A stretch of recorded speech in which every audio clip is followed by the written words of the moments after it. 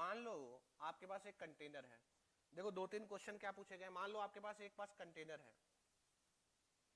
ठीक है, ऐसा कंटेनर है और इसके बॉटम पे ये कर्ड है ऐसे, है ना, और ये फ्लूइड यहां तक भरा हुआ है ये,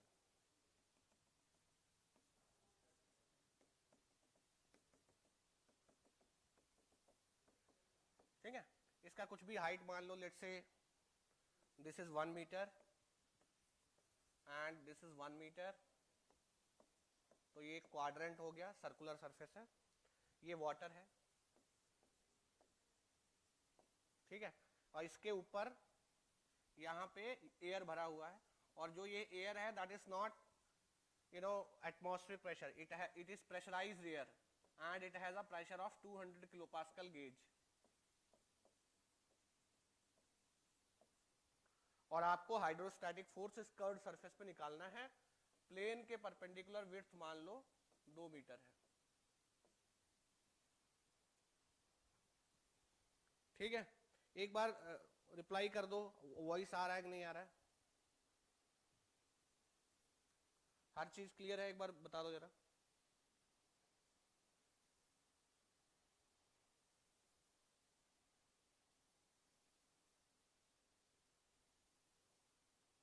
वॉइस ऑडियो वीडियो क्लियर है, एक बार बता दो। वॉइस इज लो, चलो ठीक है, तेज कर देते हैं। Now is it okay Vikas, is it okay now, ठीक है।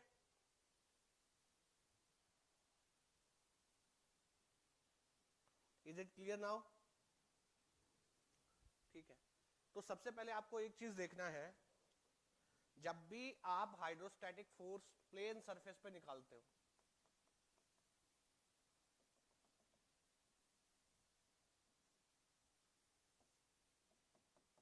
ये प्लेन सरफेस है, फ्री सरफेस से थीटा एंगल बना रहा है, तो सबसे पहला क्वेश्चन जो आपसे पूछा जाता है कि अगर जब फ्लैट सरफेस होता है, whenever we have flat surface, तो हम एक सीधा फोर्स निकाल लेते हैं, और वो टोटल फोर्स क्या होता है, pressure at the centroid into area. लेकिन जब हमें कर्व्ड सरफेस पे फोर्स निकालना होता है, कर्व्ड सरफेस पे फोर्स निकालना होता है, तो मैं क्या करता हूं, ठीक है, वेरी लो वॉइस,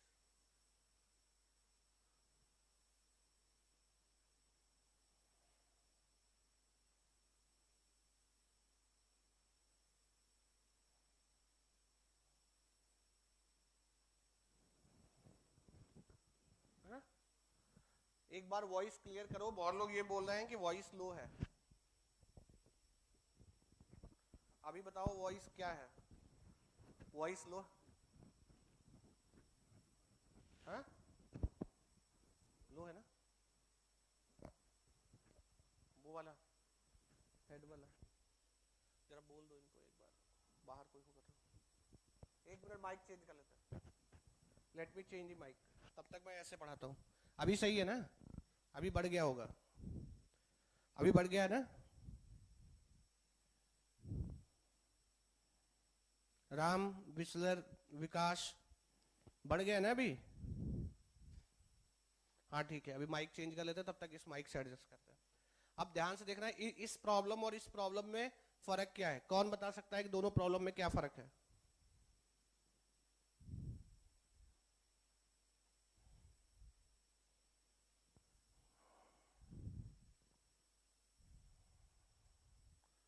दोनों प्रॉब्लम में क्या फर्क है ये बताओ।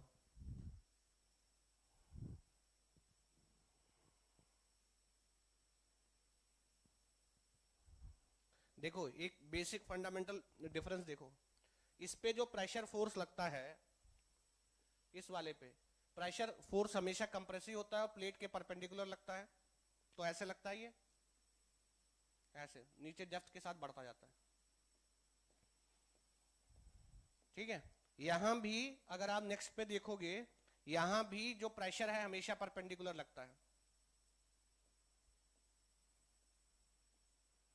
परपेंडिकुलर लगता है हमेशा ऐसे, अब इसमें क्या होगा, अगर आप छोटे छोटे एलिमेंट कंसिडर करोगे, छोटा एलिमेंट कंसिडर करोगे यहाँ पे, फिर यहाँ पे, फिर यहाँ पे, फिर यहाँ पे, फिर यहाँ पे, छोटे छोटे एलिमेंट कंसिडर करोगे, तो यहाँ पे जो फोर्स आएगा dF1, ये क्या होगा, यहाँ पे प्रेशर P1 dA, फिर यहाँ पे प्रेशर, ये एक फोर्स आएगा dF2, यहाँ पे फोर्स आएगा dF3, यहाँ पे फोर्स आएगा dF4,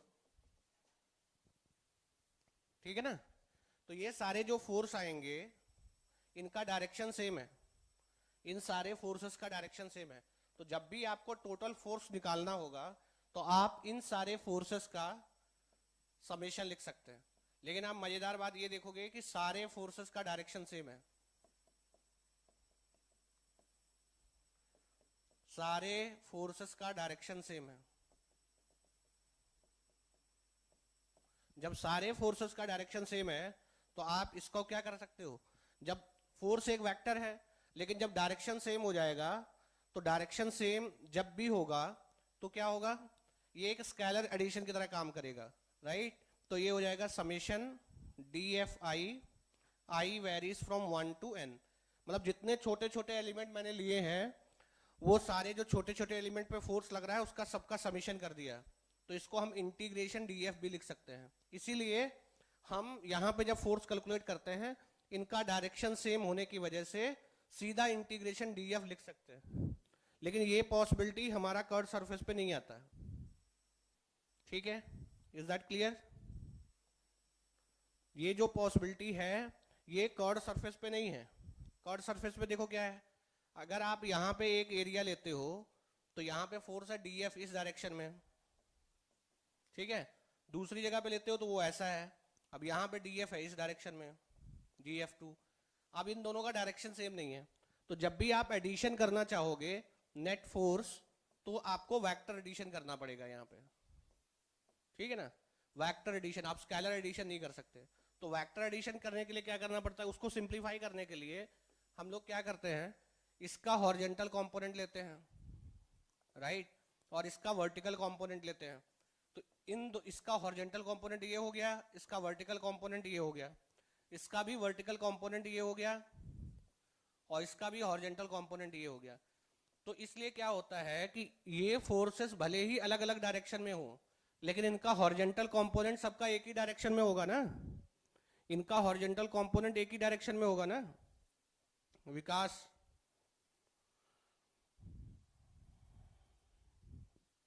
इसलिए कर्व सरफेस में हम लोग क्या करते हैं, कर्व सरफेस में हम लोग क्या करते हैं कि जब भी फोर्स निकालते हैं तो हॉरिजॉन्टल कंपोनेंट अलग निकालते हैं, क्योंकि वो हॉरिजॉन्टल फोर्सेस का क्या आएगा, dFH का समेशन, तो आप इसको इंटीग्रेशन dFH लिख सकते हो। वर्टिकल फोर्स वो क्या आएगा, वर्टिकल फोर्स का समेशन। फिर दोनों को रिजल्टेंट निकालने के लिए हम क्या कर देते हैं, वेक्टर एडिशन, हॉरिजॉन्टल और वर्टिकल का।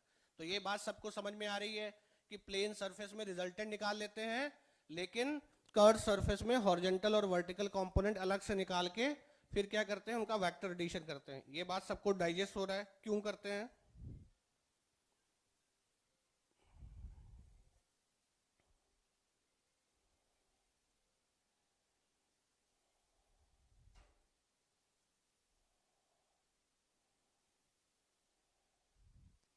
Is that clear? Vikas, Ram Yadav, कौन कौन अवेलेबल है यूट्यूब वाले, जरा रिप्लाई करो।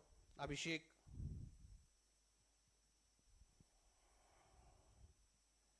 कौन कौन अवेलेबल है? अभिषेक है, विकास है, और कौन है?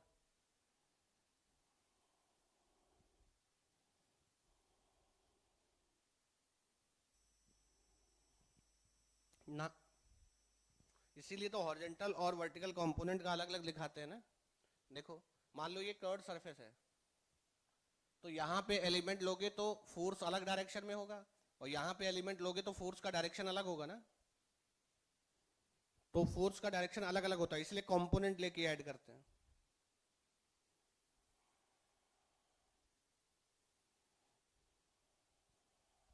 क्लियर है क्यों कंपोनेंट लेते हैं एंड क्यों हम रिजल्टेंट लेते हैं।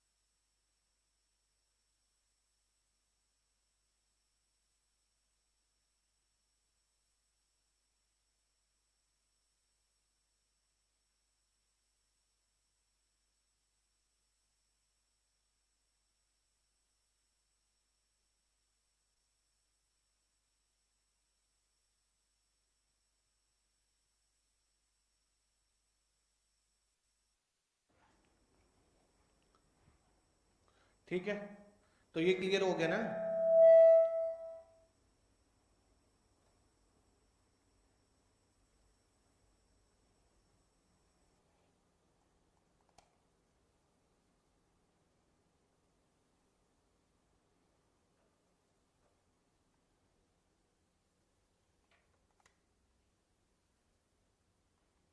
इसरो में अलाइड सब्जेक्ट क्या है, मतलब अलाइड सब्जेक्ट क्या है, मतलब क्या है?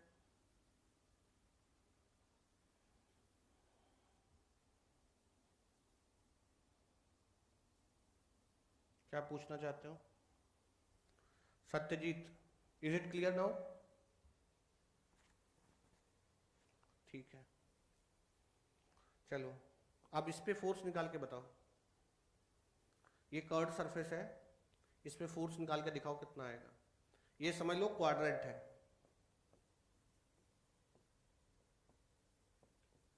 कैसे निकालोगे हॉरिजॉन्टल एंड वर्टिकल फोर्स? देखो हॉरिजॉन्टल फोर्स निकालने के लिए क्या करते हैं,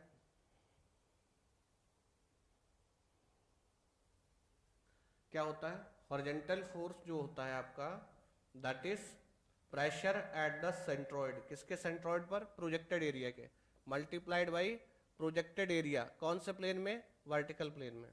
so this is pressure at the centroid.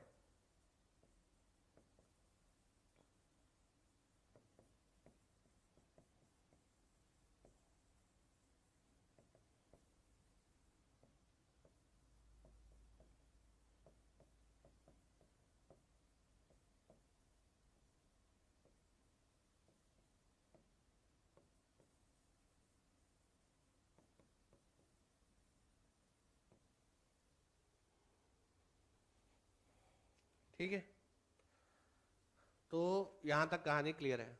अच्छा, प्रोजेक्टेड एरिया क्या होगा? कौन बता सकता है कि इसको वर्टिकल प्लेन में प्रोजेक्ट करोगे तो क्या आएगा कर्ड सरफेस को?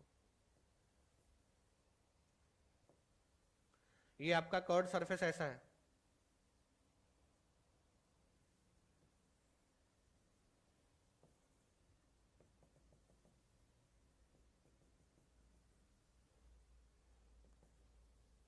ठीक है। प्रोजेक्टेड एरिया क्या आएगा? ये हाइट है तो ये 1 मीटर है, ठीक है ना। इसका ये विड्थ होगा तो ये कर्ड सरफेस ऐसा होगा। इसका प्रोजेक्टेड एरिया क्या आएगा? ये 1 मीटर है, विड्थ कितना? 2 मीटर है, तो ये रेक्टेंगल आएगा। 1 मीटर हाइट एंड 2 मीटर का ये रेक्टेंगल आएगा।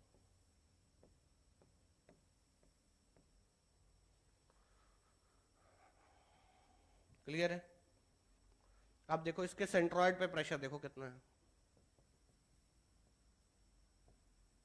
ये सेंट्रॉइड है ना।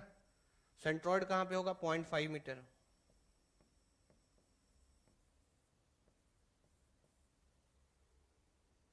ठीक है,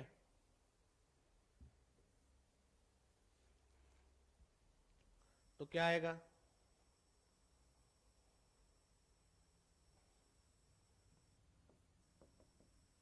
प्रेशर एट द सेंट्रॉइड, तो rho water, rho G H into area, area कितना आएगा 1/2।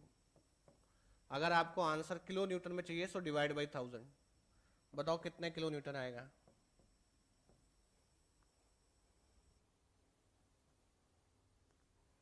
अच्छा, यहाँ देखो एक चीज एडिशनल होगा, रो जी एच के साथ यहाँ पे आपका एडिशनल जो आएगा दैट इज वो प्रेशर क्या होगा, ऊपर भी तो 200 किलो पास्कल गेज दे रखा है, so it is going to be 200 into 10⁻³ plus, तो ये पूरा ब्रैकेट में रहेगा,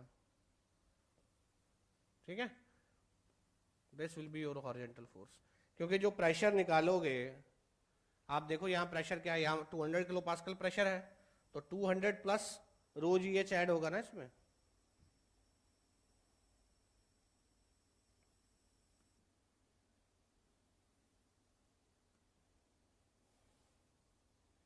ठीक है।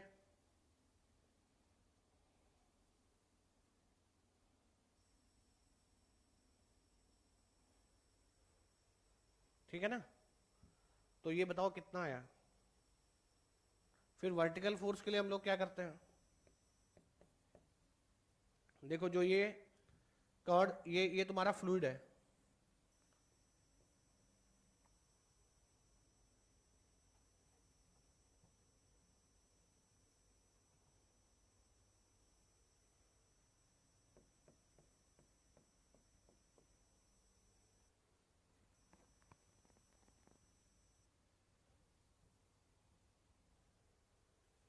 ओके। तो यहाँ देखो एक तो फोर्स ये लगेगा जो प्रेशर है 200 kilo pascal into projected area, तो ये 1 हो गया, और इसका विड्थ कितना है, ये ऐसे ही रहेगा ना, तो ये 1/2 इतने, तो अराउंड 400 किलो न्यूटन का वर्टिकल पे यहाँ फोर्स लगेगा, है ना। अब ध्यान से देखना, प्लस इसका वेट, ये फ्लूइड का वेट डाउनवर्ड डायरेक्शन में लगेगा, ठीक है। और अगर यहाँ पे ये कर्ड सरफेस है, अब ये कर्ड सरफेस इस पे अपवर्ड डायरेक्शन में वर्टिकल फोर्स लगाएगा, और कर्ड सरफेस पे वर्टिकल डायरेक्शन में डाउनवर्ड फोर्स लगेगा। अभी फोर्स बैलेंस कर लो, तो एफ वी इक्वल्स टू क्या आएगा आपका, 400 किलो न्यूटन का ये फोर्स है, प्लस ये जो वेट है, वेट कितना आएगा, क्वाड्रेंट है, सो पाई आर स्क्वायर बाई 4, ये एरिया है, विड्थ 2 है, ये वॉल्यूम हो गया, इंटू रो, रो फ्लूइड का है, वाटर का है 1000 इंटू जी, और 1000 से आप डिवाइड कर दो क्योंकि आपको आंसर चाहिए किलो न्यूटन में, तो ये वर्टिकल फोर्स आ जाएगा आपका किलो न्यूटन में।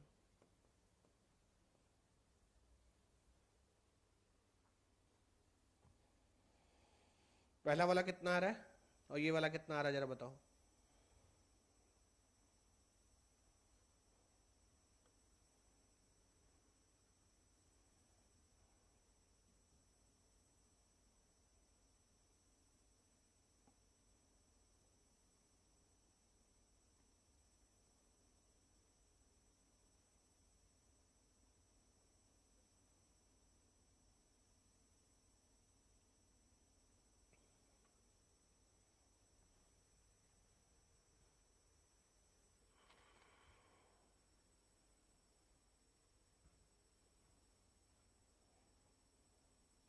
अभिषेक कितना आया, बाकी लोग, Vikas, what is horizontal force and what is vertical force.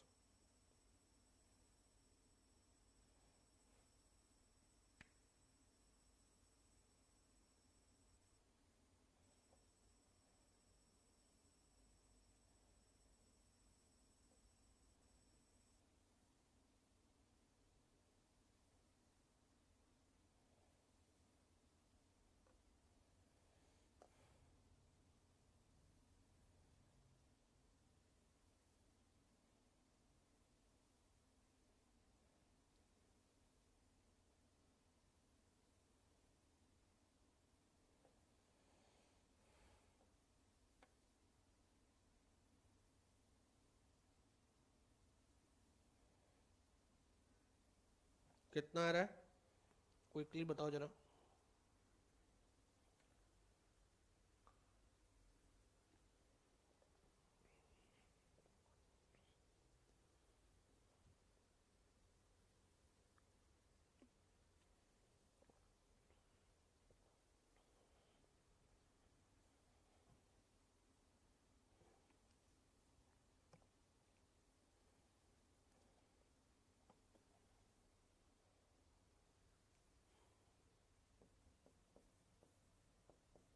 Vertical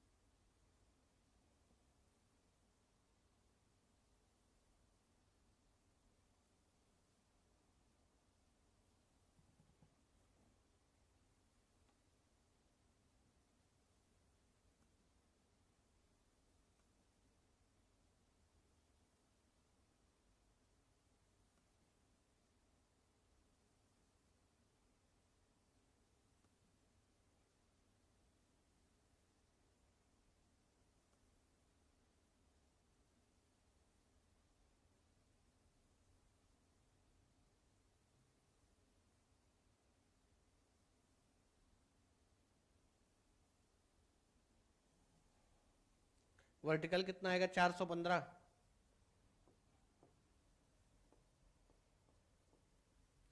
देखो एक क्वेश्चन ये ध्यान से,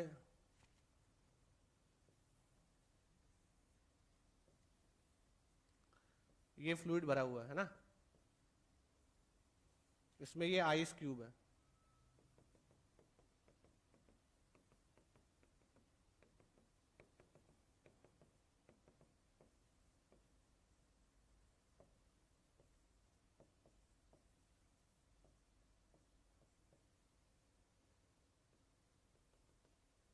ये ऐसे आइस क्यूब है ना। तो ये मान लो इसका लेवल है H और ये वाटर है और ये बर्फ। क्वेश्चन ये है कि जब ये क्यूब पिघल जाएगा तो वाटर का लेवल राइज होगा या फॉल होगा। वाटर लेवल जो है विल इट राइज और fall as this ice cube melts. जैसे आपका आइस क्यूब मेल्ट करेगा तो आपका फ्लूइड का लेवल राइज करेगा, फॉल करेगा।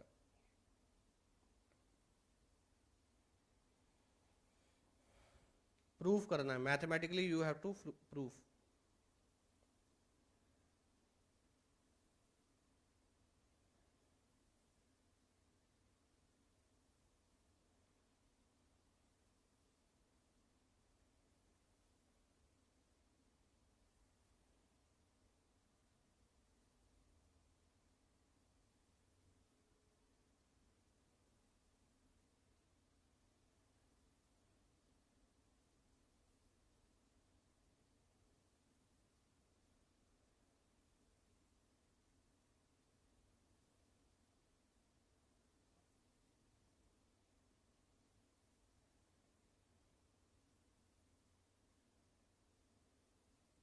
देखो जब ये पिघलेगा, आइस क्यूब पिघलेगा तो ये इतना कैविटी बनेगा, हाँ या ना।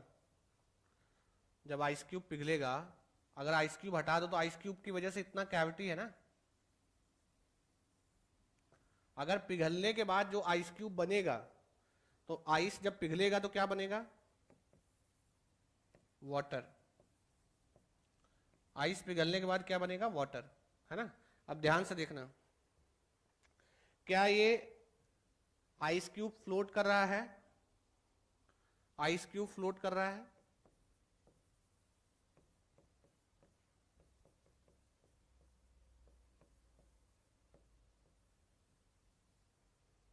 हाँ या ना, आइस क्यूब फ्लोट कर रहा है।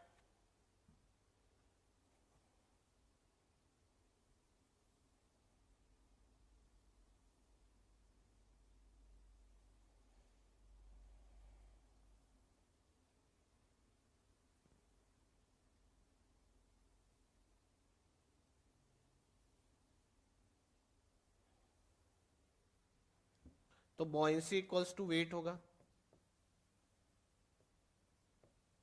है ना। बॉयंसी इक्वल्स टू वेट होगा।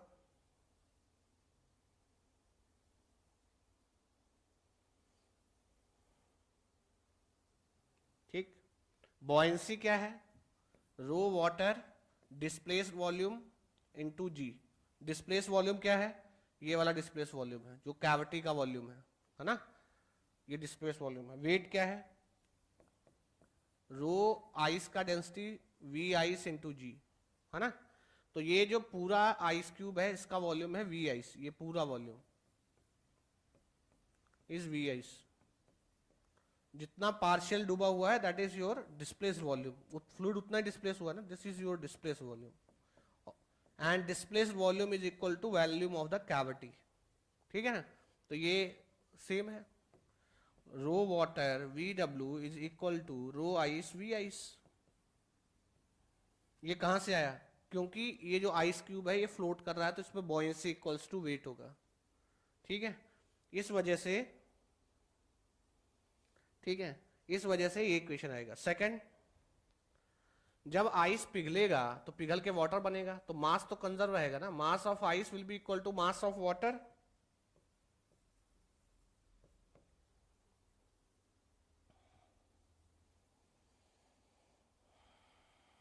मास of ice is equal to mass of water.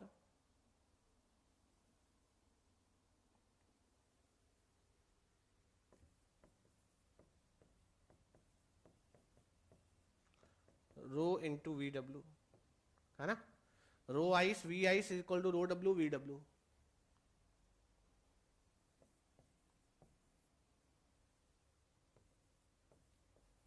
अगर 1 और 2 को कंपेयर करोगे,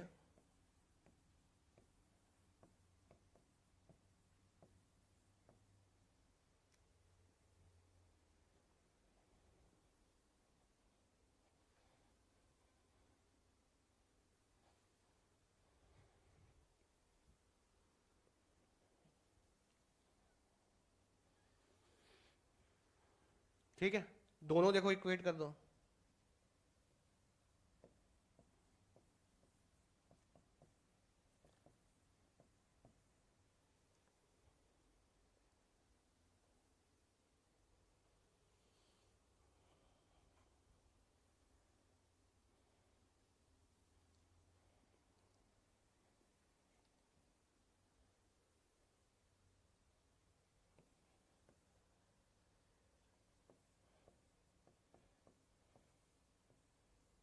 तो डिस्प्लेस जो पिघलने के बाद वाटर का वॉल्यूम होगा वो डिस्प्लेस वॉल्यूम के बराबर ही तो है।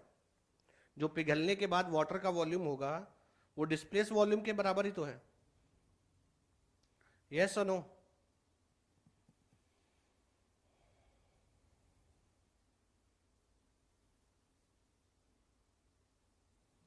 ठीक है, तो इस वजह से क्या होगा कि जब ये पिघल के आइस वाटर बनेगा तो वाटर का वॉल्यूम ये कैविटी मतलब डिस्प्लेस्ड वॉल्यूम के बराबर होगा। इस वजह से ना जो लेवल है लेवल विल रिमेन सेम।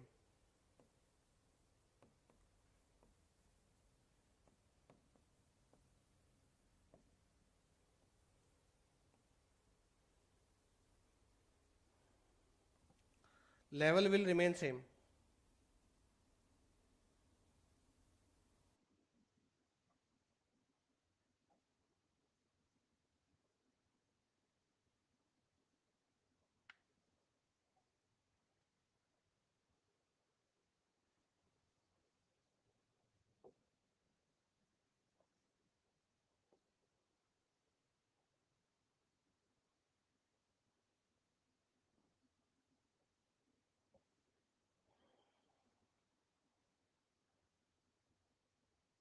ठीक है, चलो नेक्स्ट एक चीज ध्यान से देखना। मान लो एक जो है आपका बोट है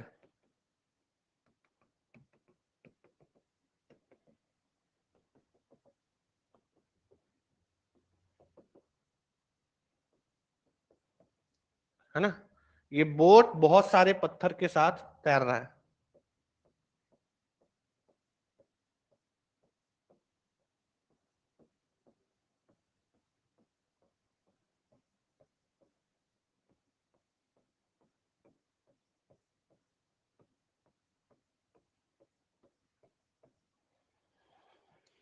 ये बहुत सारे छोटे छोटे स्टोन्स हैं और यहाँ एक आदमी बैठा हुआ है। ठीक है ना। अब ये क्या कर रहा है, हाँ आइस का वॉल्यूम जो है मेल्ट करने पे डिक्रीज करेगा, ठीक है ना।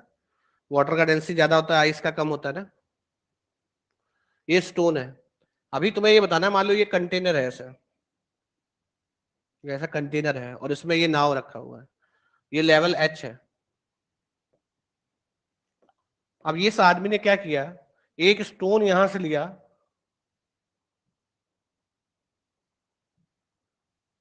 एक स्टोन यहां से लिया और इसमें फेंक दिया, ठीक है ना। ये स्टोन नीचे जाके सिंक हो जाएगा, ये सिंक होगा, नीचे जाके सेटल हो जाएगा। एक स्टोन के सिंक होने पर ये जो लेवल है, एट लेवल है, वो राइज करेगा या फॉल करेगा, ये आपको बताना है। लेवल राइज करेगा या फॉल करेगा, ये आपको बताना है।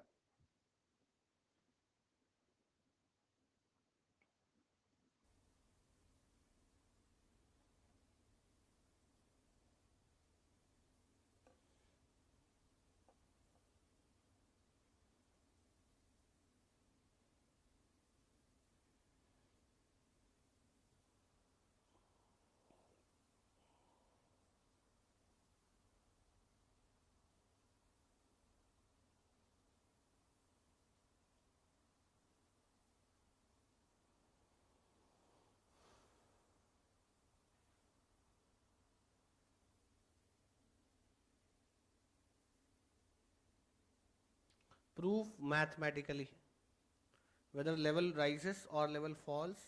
Prove mathematically.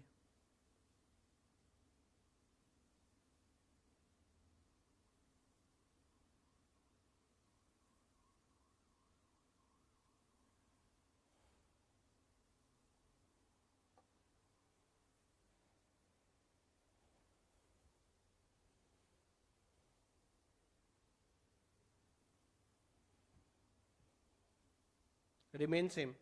देखो, आपको ये चीज समझ में आ रहा है, दो स्टेट है, स्टेट वन स्टेट टू,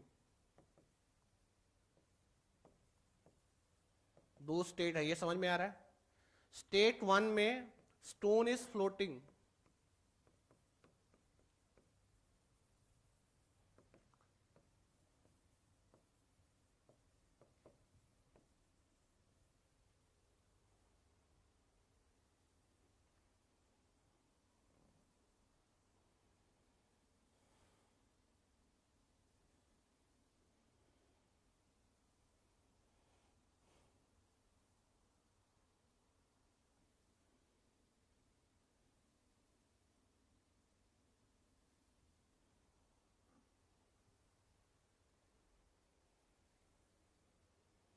ठीक है।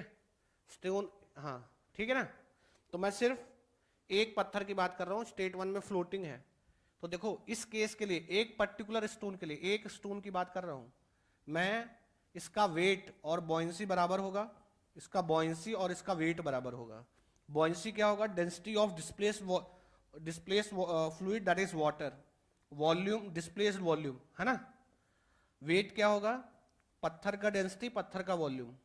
तो एक चीज तो सबको पता है कि भैया पत्थर का जो डेंसिटी है वो ज्यादा होता है वाटर से, ये तो सबको क्लियर है। Everyone is clear with it.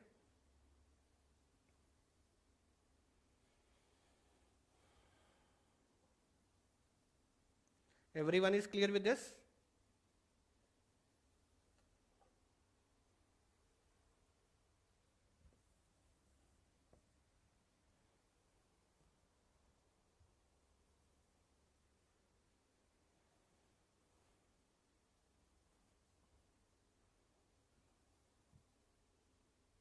है ना। जब पत्थर का डेंसिटी ज्यादा है तो पत्थर का वॉल्यूम कम होगा, डिस्प्लेस्ड वॉल्यूम ज्यादा होगा, ठीक है। पत्थर का वॉल्यूम कम होगा, डिस्प्लेस्ड वॉल्यूम ज्यादा होगा। देखो आप यहां समझो, एक पत्थर को आपने यहां से उठाया, यहां ले गए, जब पत्थर को आपने यहां से उठाया और यहां ले गए, तो ये नाव जो है वो अप जाएगा, ऊपर जाएगा, और फ्लूइड का लेवल नीचे जाएगा। एक पत्थर जब हटाओगे तो नाव ऊपर जाएगा, फ्लूइड का लेवल जो है वो नीचे आएगा, ठीक। फ्लूइड का लेवल नीचे जाएगा। लेकिन जैसे ही वापस ये पत्थर यहां गिरेगा तो लेवल अप जाएगा। तो जब आप यहां से पत्थर उठाओगे तो लेवल डाउन कितना जाएगा, डिस्प्लेस वॉल्यूम के बराबर, क्योंकि जब पत्थर था तो उसका वेट बैलेंस करने के लिए एक डिस्प्लेस वॉल्यूम था वीडी। तो जब पत्थर को यहां से उठाएंगे तो ये नाव जो है ये क्या है, ऊपर जाएगा और वाटर का लेवल नीचे आएगा, कितना, डिस्प्लेस वॉल्यूम के बराबर। लेकिन जब पत्थर वापस आएगा तो लेवल इसके बराबर लेवल फॉल होगा और पत्थर की वॉल्यूम के बराबर लेवल राइज होगा। पत्थर का वॉल्यूम कम है तो इसका मतलब राइज कम होगा, फॉल ज्यादा होगा। राइज कम होगा और फॉल ज्यादा होगा। जब राइज कम होगा, फॉल ज्यादा होगा, तो क्या होने वाला है, नेट आपको फॉल दिखेगा। ठीक है, तो जब एक पत्थर वापस जाके इसमें डूब के सेटल होगा, level will decrease, level falls, level of water false.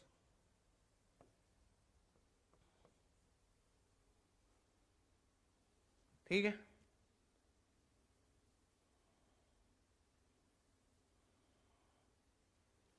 Level of water falls. Clear है ये, यहां तक कहानी क्लियर है? ओके, ठीक है, ओके।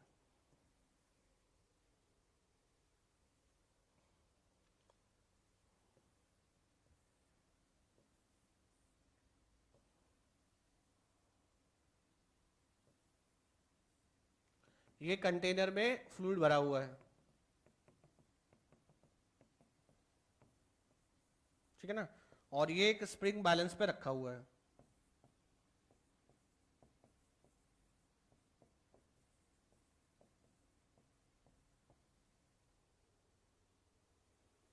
किस पे रखा हुआ है, स्प्रिंग बैलेंस।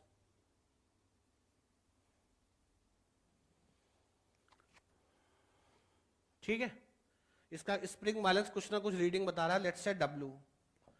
तो मैं यहाँ पे एक वेट टच कर रहा हूँ, इसको मैं क्या कर रहा हूँ, यहाँ एक वेट टच कर रहा हूँ ऐसे, without touching the wall of the container. ये वॉल ऑफ द कंटेनर को बिना टच किए हुए मैं इसके साथ एक वेट टच कर रहा हूं। तुम्हें बताना है स्प्रिंग बैलेंस का रीडिंग बढ़ेगा या कम होगा।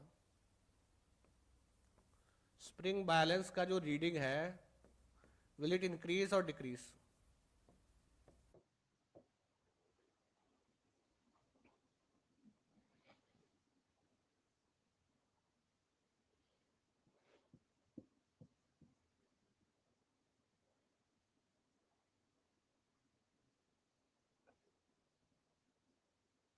और remain same?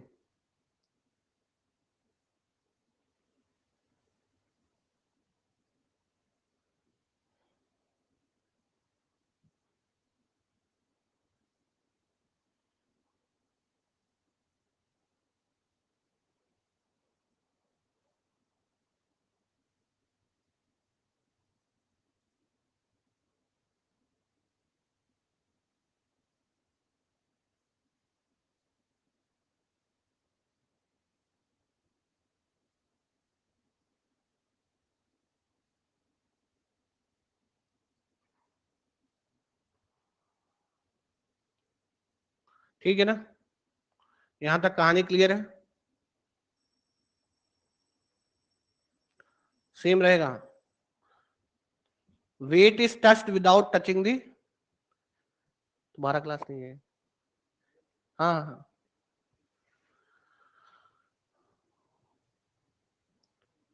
Wait is touched without touching the walls of the container. देखो क्विकली इसको समझो, ये जब ये मास नहीं है तो स्प्रिंग बैलेंस का रीडिंग क्या होता है, आप पूरे फ्लूइड का फ्री बॉडी डायग्राम बना लो।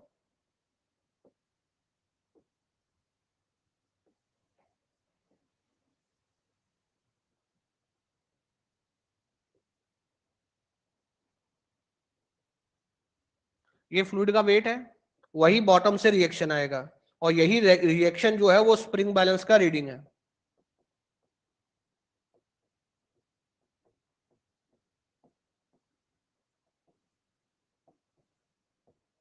ठीक है, अब जब तुमने यहां इसको टच किया है,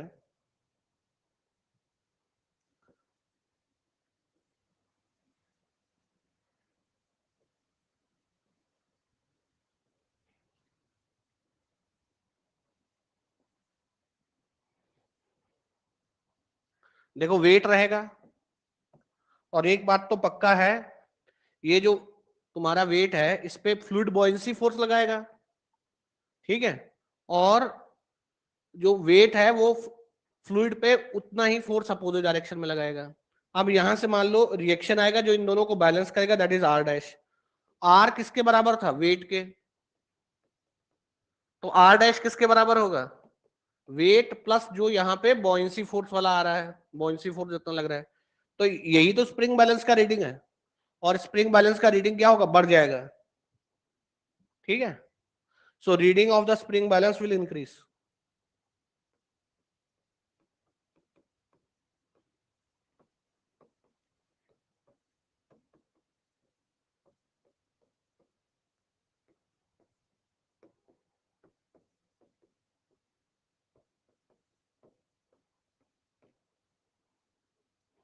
क्लियर है?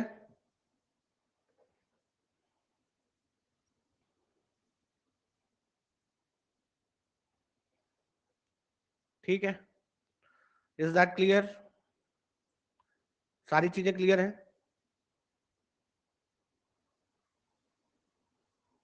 हाँ, हाइट विल इंक्रीज, बिल्कुल हाइट बढ़ेगा। अगर ये h है तो ये हाइट ज्यादा होगा, it will be h dash.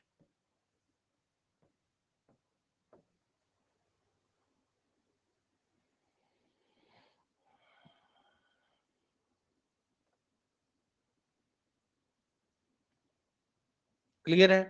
तो आज मेरा FM का क्लास है।